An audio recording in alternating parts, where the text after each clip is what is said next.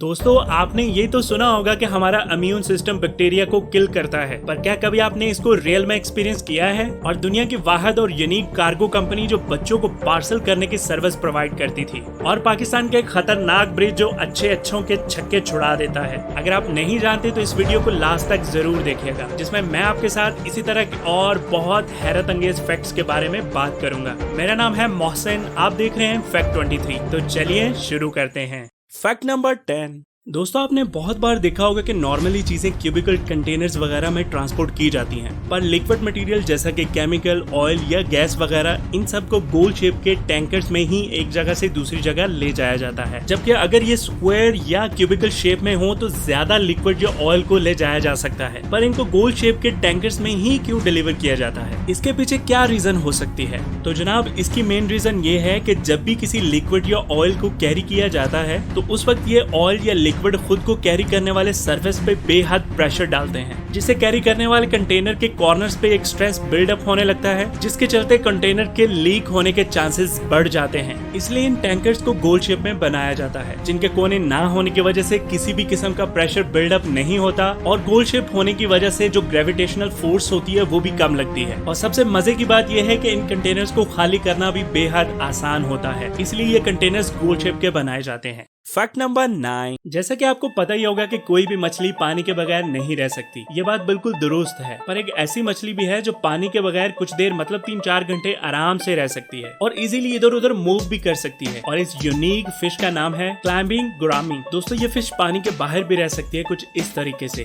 और सिर्फ इतना ही नहीं बल्कि ये रॉक्स के ऊपर भी बेहद प्रोफेशनल तरीके से क्लाइंब भी कर सकती है। ऐसा ये इसलिए कर पाती है क्योंकि इसके गिल्स के ऊपर लॉब्रेंथ प्लेट्स कुछ इस तरीके से डेवलप होती हैं कि ये मछली पानी से बाहर आसानी तरीके से सांस ले पाए। मैंने जब इस यूनिक स्पीशीज को देखा तो हैरान रह गया, क्योंकि ऐसा ना तो कभी मैंने देखा था और ना ही सुना, पर आज देख भी लिया। Fact number 8। टेक्नोलॉजी दिन ब दिन एडवांस होती जा रही है, जिसकी एक मिसाल सोलर एनर्जी है, मतलब सूरज की शुआओं से एनर्जी हासिल करना। पर इसमें एक बड़ी दिक्कत थी, वो ये कि इन पैनल्स को लगाया कहाँ जाए, और ऊपर से इनका वेट होना भी एक मसला था। साथ में ना ही उस पैनल्स को अपनी मर्जी से इंस्टॉल कर सकते थे और ना ही फोल्ड या बेंड। पर अब दोस्तों, इस मसले का भी हल आ चुका है, और वो भी नहायत आसान और मनपसंद। साल 2018 में ऑस्ट्रेलिया की एक यूनिवर्सिटी न्यू कास्टल में दुनिया की सबसे पहली सन इलेक्ट्रिसिटी जनरेट इंक को इन्वेंट किया गया है। इस बेहद जदीद इंक को खास किस्म की सेंसेस और ऑयल इस्तेमाल करके कुछ इस तरीके से बनाया गया है कि आप इस इंक को किसी भी पेपर या प्लास्टिक शीट के ऊपर डालकर उस पेपर या प्लास्टिक शीट को एक सोलर पैनल में कन्वर्ट कर सकते हैं इजीली। और सबसे मजे की बात यह है कि ये इंक सोलर पैनल बाकी तमाम नॉर्मल सोलर पैनल से 3 गुना ज्यादा एनर्जी प्रोड्यूस कर सकते हैं। ये बहुत ही अमेजिंग, यूनिक और डिफरेंट इन्वेंशन है, जिसका फ्यूचर में बहुत फायदा होने वाला है सच में।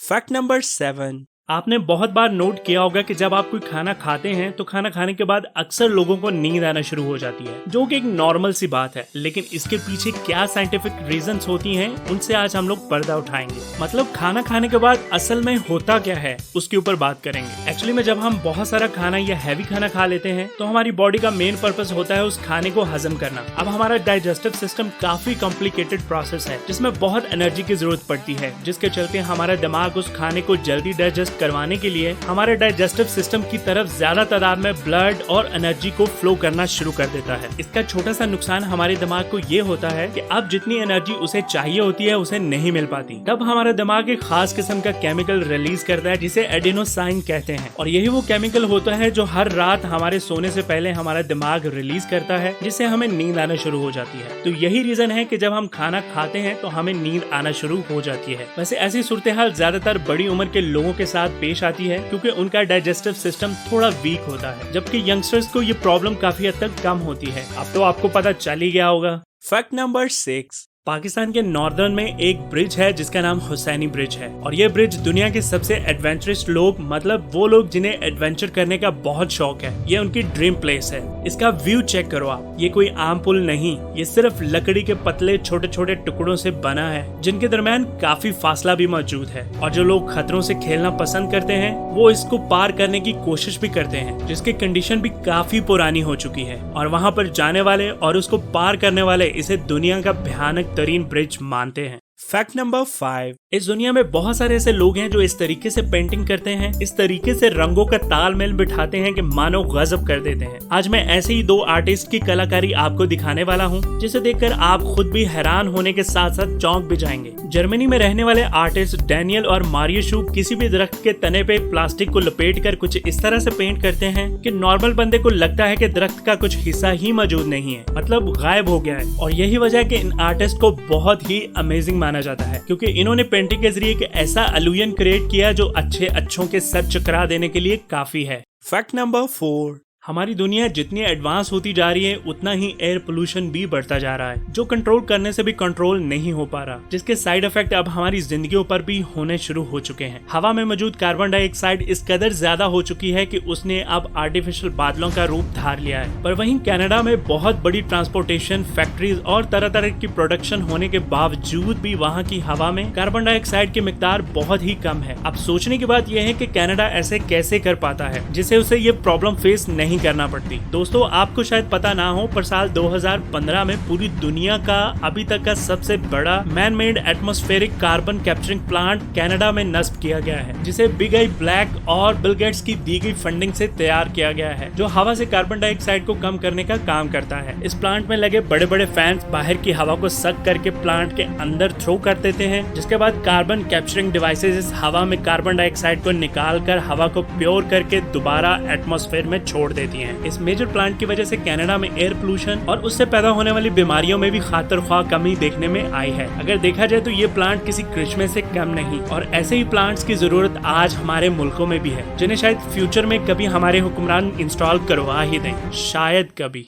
फैक्ट नंबर 3, दोस्तों, इस मजेदार से फैक्ट को सुनकर आपको हंसी भी आएगी और हैरानी भी होगी। और फैक्ट ये है कि आपने पार्सल सर्विस के बारे में तो सुना होगा, सुना क्या बल्कि इसे इस्तेमाल में भी लेकर आए होंगे, जैसा कि कोई डॉक्यूमेंट भेजना, सामान, कार या मोटरसाइकिल वगैरह। पर क्या कभी आपने इस पार्सल सर्विस को इस्तेमाल करते हुए अपने बच्चों को एक जगह से दूसरी जगह भेजा है? अरे भैया, बच्चों को कौन भेजता है भला? सुनने में थोड़ा अजीब लगा ना, है ना? पर माजी में ऐसा हुआ करता था। बहुत सारे लोगों को शायद पता ना हो, पर अमेरिका की एक मशहूर cargo company United state postal service ने इस स्पेशल सर्विस का आगाज किया था, जिसके चलते लो इनकम वाले अफराद अपने बच्चों को अपने रिलेटिव के यहाँ एक जगह से दूसरी जगह पार्सल करवा दिया करते थे। और ये मैं आपको सच बता रहा हूँ, ये कंपनी किसी भी बच्चे को 120 किलोमीटर दूर भेजने का ऑलमोस्ट $1.5 लिया करती थी। देखा जाए तो ये बहुत ही अजीब और रेयर है कि लोग अपने बच्चों को पार्सल करते थे, और वो भी अपने रिलेटिव्स को एक जगह से दूसरी जगह। Wow, that's amazing. Fact number 2, strolling bird. इस परिंदे से ज्यादा एक्टिव और फास्ट परिंदा अभी तक मैंने नहीं देखा जो इतना बेहतरीन परफॉर्म करता हो। ये बर्ड्स क्या करते हैं कि एक जगह पर बहुत ज्यादा तादाद में इकट्ठे हो जाते हैं और कुछ इस तरह से एक जगह से दूसरी जगह ट्रैवल करते हैं। इन बर्ड्स के बनाए गए इस मरमरेशन को दुनिया की सबसे खूबसूरत मरमरेशन में से एक माना जाता है, और ये इसी बनाई गई मरमरेशन की वजह से खुद को बड़े शिकारियों जैसे कि बाज या चील वगैरह से महफूज रख पाते हैं। और वैसे भी कहा जाता है कि इत्तेफाक में बरकत है। और दोस्तों, क्या कभी आपने